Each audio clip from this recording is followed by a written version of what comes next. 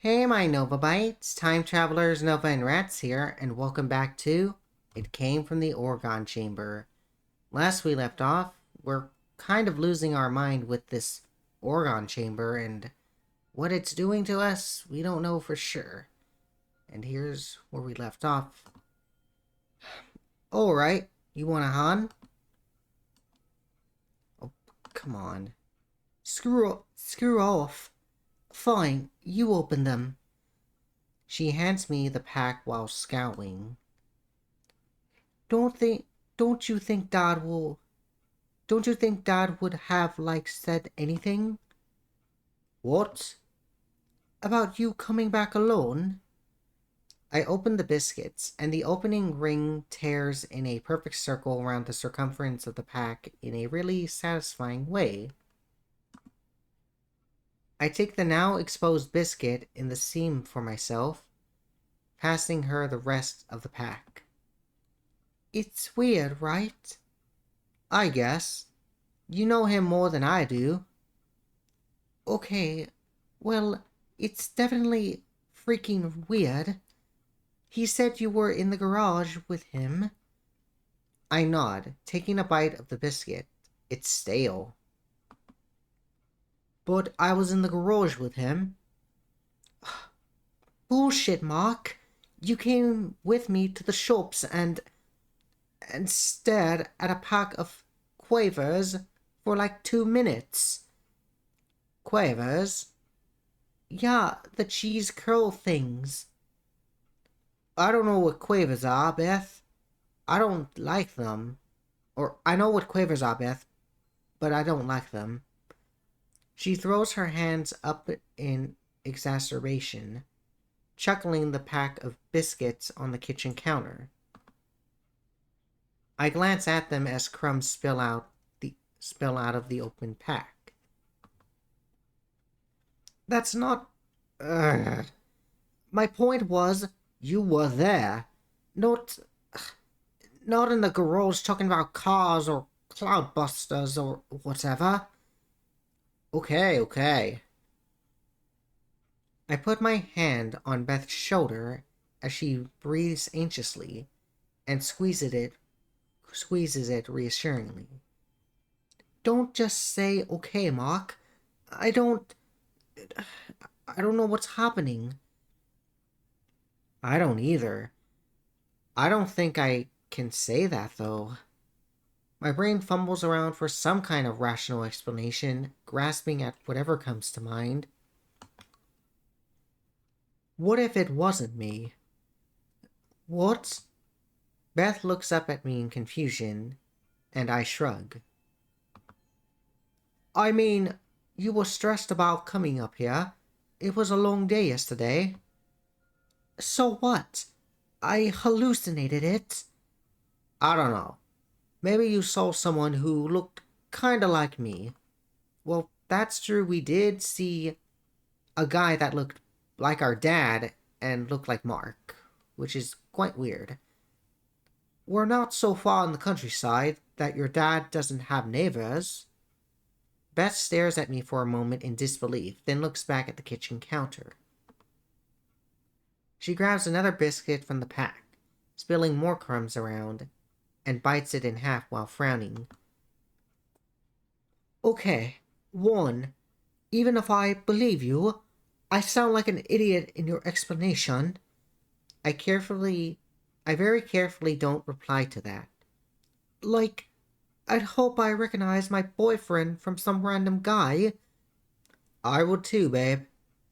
She snorts, finally cracking a smile. Alright, fine. Let's say this is what happened. I go to the store with some poor idiot who follows me past the sheep fields in silence, then leaves me in the crisp aisle. It's possible.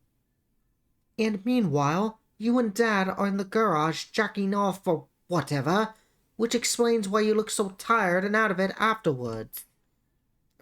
Beth, we want. So where the hell is he then? I blink, reeling from the suggestion of a father-boyfriend rhythm session. and look across the kitchen to the dining half of the room. I thought he was in the Orgone chamber. Yeah? Beth turns away from me and stomps over to the wooden box, half a biscuit still in hand. Hey, Dad, can you hear us in there? There's no reply. She waits motionless for a moment, then turns to look at me. Well? I shrug, following her while staring at the box. I almost feel this Orgone chamber leads to an alternate dimension or reality. It is a theory, though. Looking at it now, with the context of a sort of superstition of father inside it, I realize just how sealed off and opaque it is to the rest of the room. A room within a room, or its own universe. Maybe he can't hear you. You could hear us in there yesterday. Well, hearing goes with age. She rolls her eyes at me, the stress starting to break back through the briefly comedic facade she'd put up before. Then she stomps up to the box and raps her knuckles on the door of it. Rat-a-tat-tat. Hello? Dad? In the silence, Beth looks at the wooden door at eye level, then at the handle lower down. Her hand quests towards it nervously, and she glances back at me. Do you think I should? I shrug. I have no idea. What does opening the chamber mid-session do? Release the Orgones? Maybe it's like a scoffle, and he'll droop suddenly as the temperature drops. I don't know. It's probably fine, right? You're the expert. I've only been in it twice. Twice more than me? Beth looks back at the door, fingers twitching near the handle. Then she takes a deep breath, steadying herself, grabs the handle, and yanks the chamber open. Disc 3. This is new. Disk load error. Let's try that again. Load disk 3 again. Oh, I think this may be one of the endings then. Let's reload disk 1. When Beth opens the Orgone chamber, there's a flash of light. She staggers back with a cry, bumping against the dining table.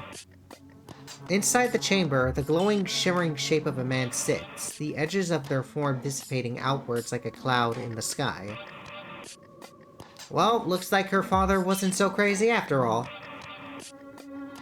The head turns to stare at me, and I feel the hair on the back of my neck stand on end. Mark? I turn to look at Beth, but she's staring at the figure in the chamber, not me. She braces herself against the table, eyes wide. Then looks at my direction with horror. Beth? What the hell is happening? She looks between me and the figure in the chamber, and when my eyes follow hers to look again, the figure's changed. It's me. Like stepping out of a mirror, Mirror Mark, stands up from the seat in the box. Evil Mark or Clone Mark? Beth, it's me. No. Beth flails and backs away from it, circling the dining table to keep it between herself and the figure. Wait, so is the figure the real Mark, and we're living with an imposter then? And me, now the closest of the two of us to it. As it steps out of the box and into the room proper, I feel the hairs at my arms start to stand up too, as if a thunderstorm is about to crack into life in the room. Don't come any closer to me. Beth. Just shut up. Mirror Mark raises his hands in acquiescence, glancing between me and Beth as it keeps moving very slowly around the table. Alright, let's be calm. Hearing myself speak from another body sends a shiver up my spine. Do I really sound that nasal? Stop that!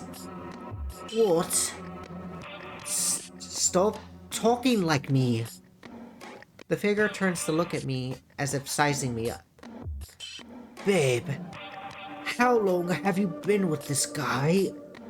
Beth looks between us, disturbed. As Miramar keeps slowly following around the table, away from me and towards her, Beth grabs a dining chair and drags it out in front as an inefficient barricade. Stop! Don't! Are you sure you can trust him? Shut up! He could be anyone. Something strange is happening. Strange my ass. This is screwed. Don't listen to it. It's not real. The figure laughs and looks at me with a smirk. Find out for yourself if you want. It extends a hand out towards me, inviting. An open palm for a handshake. Mark, don't touch it. If I do, will you believe it's me? I didn't. I wasn't talking to you, Mark. Other Mark, whoever you are, shite. Backing away, Beth knocks her elbow into a bookshelf next to her. One of those weird pyramid things full of wires teeters on the edge of the shelf for a moment, then tumbles and hits the ground with a dull thud. It bounces, totally intact, rolling awkwardly towards me and the figure. When it comes to a stop between us, there's a sudden sense of airflow, and what feels like a punch in the gut. I coughed, hunch over forwards as the breath goes out of me. The figure takes a step toward me and grabs my shoulder to stabilize me. Everything goes white. I see myself, as if from outside, stood hunched over in the dining room alone. Somehow I recognize it as the dining room even without the tables and chairs there. Just myself, fizzing slightly around the edges. Lines enter into me from several angles, like cobwebs caught on my shoulders.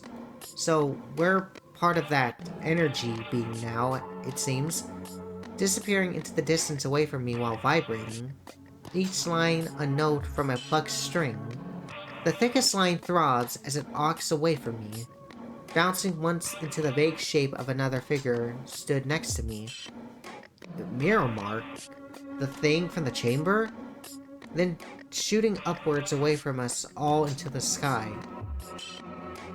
My perception follows it, and somehow I look above myself, tracing this vibrating line up and up and up into the heavens. The house falls away from me, as it does the village, and all fades into white as I follow this line. What is it? A link? A connection? A bolt of lightning, frozen almost in time, but for a steady vibration? Whatever it is, my perception ascends it until we reach some kind of canopy. Whoa. Some sort of nexus? Nucleus of some sort? What was one thread explodes into many wrapping around like branches of a tree, each leading up to some sort of distant source of its own. Many strands consoliding into one bright, brilliant terminus. As I look at it, the terminus looks back. Mark. The voice fills my head as if spoken from within. I reel, but without any firm grasp on what my body is doing, it's more of a mental flailing around. Who are you? I am. What do you want? Experience. Earthly. Experience. The terminus pulses, and the thread leading downwards thickens slightly. As it does so, I feel something wrapping around my mind, imprinting myself onto it like a clay mold. The feeling is so physical. The claws of reality dig into me, and it drags me down from whatever vision this is to slam into my body once again. I'm back in the dining room. I'm on the floor, sprawled on my ass from falling down. And the other thing, the figure shaped like me has its hands wrapped around my upper arms as it kisses me. For a moment, I'm dumbstruck, taking in whatever is happening without reaction. Then I hear footsteps, and it snaps me back, or it snaps me out of the reverie.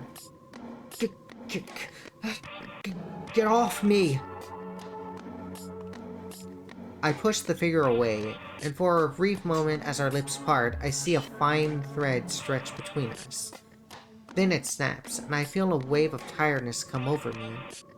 Standing up from me, Mirror Mark seems to glow, glistening with energy.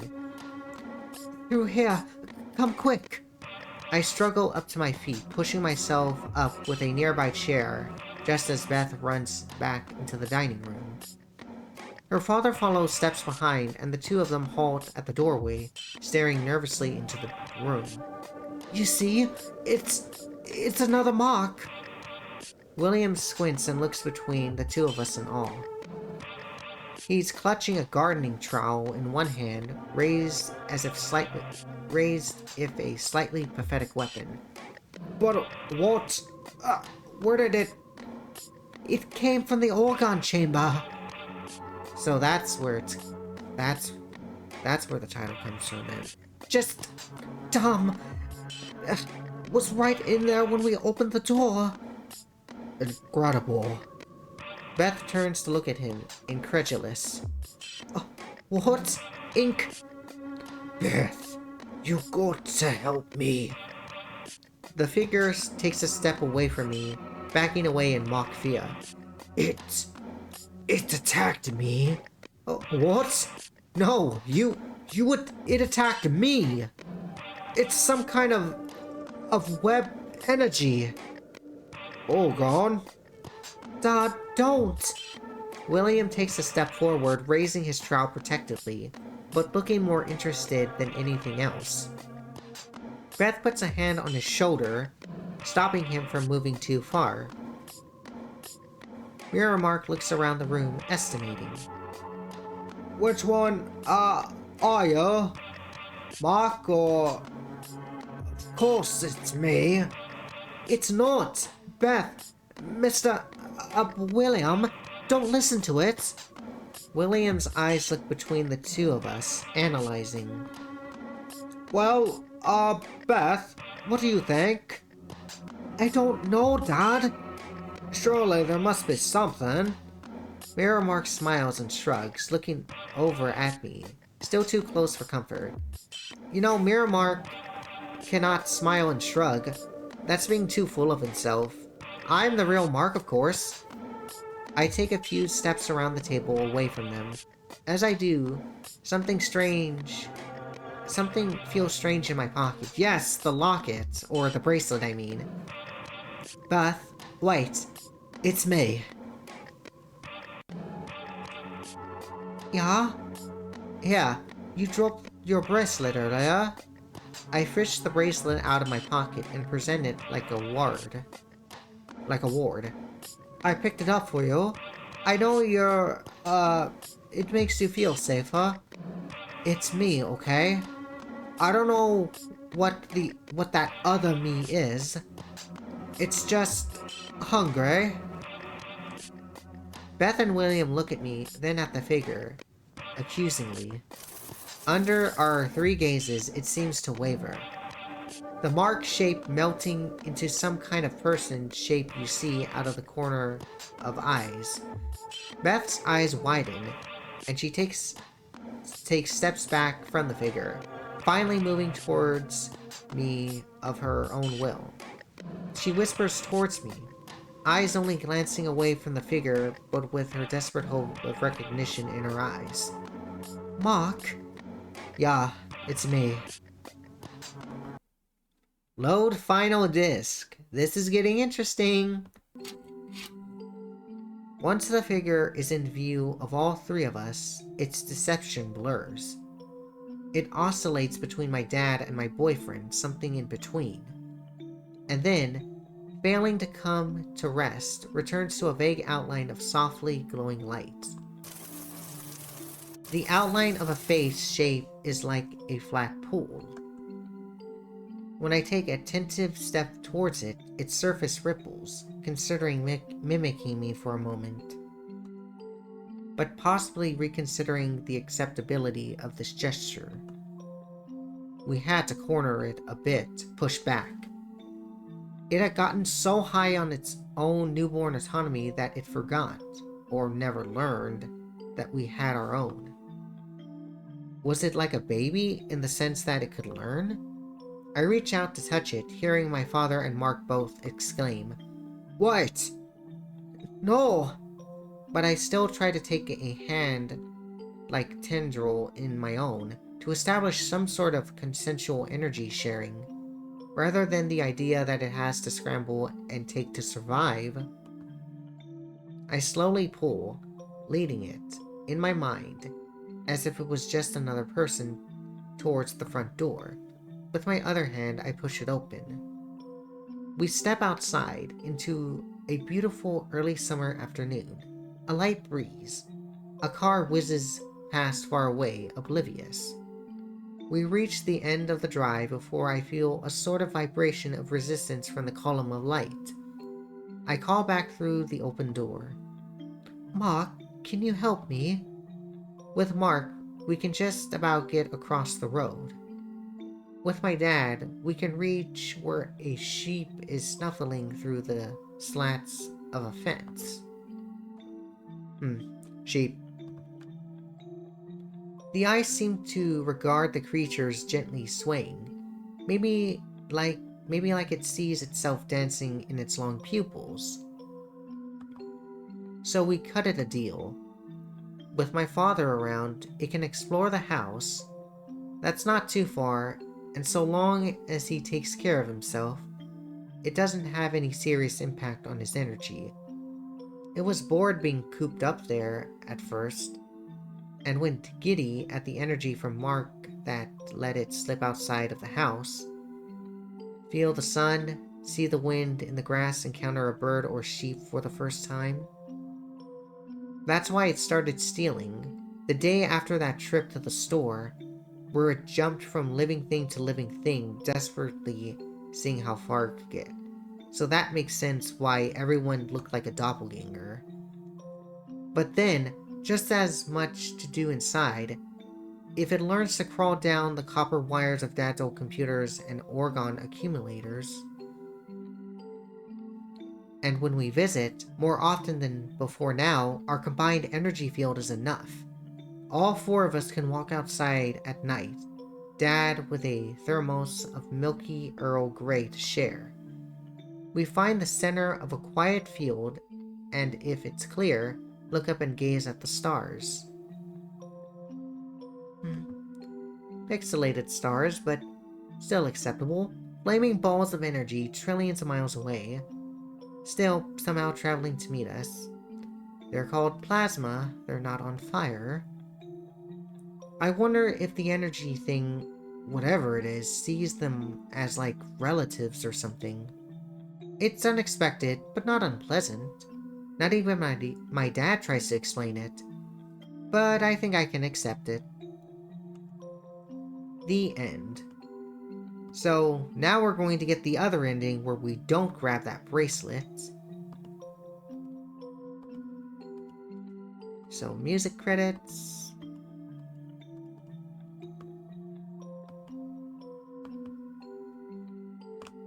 Okay, I don't think I can click anymore, so we'll go back to that point where we don't grab the bracelet off the dining table. Before I get that other ending, let's go with this other option, try to sleep. No, I should try to sleep. If I can get in a good night's sleep here, I know I'll feel less on edge in the morning. But of course, knowing that piles on the pressure. I shift back and forth, my mind, exhausted, but getting pulled towards any worry I could think of. Too warm, so I kick off half of the blankets, then too cold. I lay on my back, my hands alternatively clenched together on turning the bracelet, clenched together or turning the bracelet on my wrist. Above... Okay, I think the dialogue is the same from this point forward. Half dreams. Alright, we'll go to that other dialogue option then. This is a bit different, so Beth has a weird dream. Mark! Mark! What? Did something happen? No, I just had a weird dream. Sorry, I got a little scared, I guess. Ah, you alright? Just shaken up, I'm fine. I start to feel kind of foolish.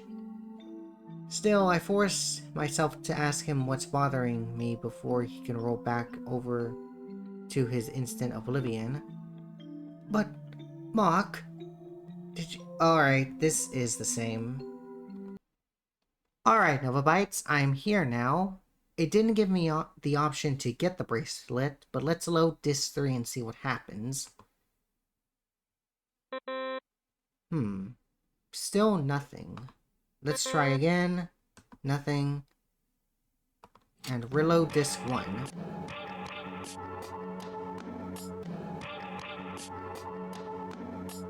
Oh.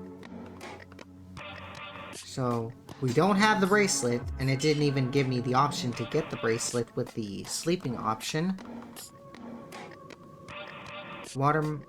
Mirror mark. It's me. Beth, shut up. Stop talking like that.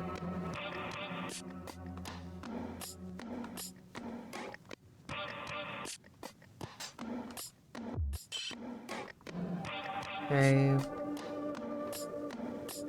Oh. I think this dialogue seems different. Stop, don't. Are you sure we can trust him? Shut up. Okay, this is different. Of late an Orgone, perhaps? Dad, now's not the time. She fumbles her bracelet, dropping it to the floor in front of her. Shite! She crouches down to grab it, but Mirror Mark is quicker, darting to the bracelet between them to pick it up. The figure holds it out, dangling from two fingers and swinging gently. Careful. Here you go. Beth's hand goes to her with bare wrist, and she looks at it and the figure. Don't listen to it. It's just trying to confuse you. It's not real. Just some energy. Come on, Beth. Dad. We need to get out of here. William looks around the room, still somewhere else as he processes everything with wonder. Behind him, Beth starts to move forward, gently pushing him out of the way so she can pass. Beth? She reaches out to the figure, fingers outstretched, and takes the bracelet. Load the final disc. When I grabbed the bracelet from the doppelganger, I glanced after the sound I've heard at the same time. Mark's voice? But how? He was right in front of me, or so I thought. Then I saw the real Mark, reduced, by that point, to crawling across the floor. The last thing he saw must have been the panic realization on my face, before his forehead made an awful smack on the wooden floor. Obviously, the first thing I tried was running, but the road seemed to always turn me back towards the house. Then I tried to drive, but past a certain point, the car just stopped. I pressed my foot on the gas, revved the engine so hard it scared me a little. The wheels spun and squealed, but the car was held in place like it was a child's toy that had rolled up against a pillow. When I stepped out of the car, at first it seemed only like a typical country road with silent fields on either side was in front of me, but the shimmer in the air started to coalesce into a figure. Of course, I screamed and ran back into the house, leaving the car with its door open. I don't know what I expected. The figure was waiting for me there. For a while, I alternated between feeling stupid about leaving the car and hoping that it might have been enough of a sign of trouble for someone to investigate. But no one has come. I don't think we're even getting any mail. Dad and Mark are basically the thing's batteries now. I propped them up on the sofa in the front room out of some idea it made them more comfortable, but they don't seem to be aware of anything. Their breathing is shallow, but they just seem to be eternally asleep. And a sort of papery film is growing around their bodies. Some sort of fungus, looks like. I tried to rip it away the first few times I saw it growing, but it just kept coming back. So I disguised my giving up as a decision to let it grow, see what happens. The strangest thing is the sun still rises and sets, though the outdoors are perfectly quiet. No cars pass, no birds sing, even far away. After several days of sequestering myself in the house, slowly eating through the packs of biscuits, I tried stepping out in the back garden. There was a small indent in the grass, a papery bundle like the material that was growing around my dad and boyfriend. I picked up the bundle, gently pulled it apart with my fingertips. Inside was a bird, its eyes closed, its feathery chest rising and falling. I turned it in my palm, so light-willed myself to gently poke at the soft feathers. But it didn't make even the most basic instinctive moves to protect itself. What else could I do? I left it there in the grass. I soon realized enough that I don't have much of an appetite anymore. I don't sleep either, which is normal at first, but then after a few days with no ill effects, something obviously becomes strange. The thing must be feeding me, keeping me awake, with a portion of what it takes, but why? To take care of its other batteries? Simply curiosity. Like I'm a pet it can toss out whenever it gets bored. Or does it need to be perceived to come together and take form? On sleepless nights, I see lights move outside, a glowing silhouette dancing through the fields, sometimes far out on the hills. It seems so happy, but it can never quite get over the crest I can see from my window. It's seeing how far it can go. If it can find anything else to feed on, that increases its radius again. The end. Interesting game. So that was It Came from the Orgone Chamber. The good ending is not letting whatever that negative energy or positive or aura or whatever you call it, just to not let it escape. And then this ending was pretty dark when you think about it. Mark and Beth's dad are essentially in a comatose state, probably not being aware of anything around them, while this thing decides to continue feeding itself, and probably hunting other people as well as animals, in whatever path it takes. This was Temporal Nova and Rats. Thank you all so much for watching. If you like our content, please consider liking and subscribing as it helps us a lot.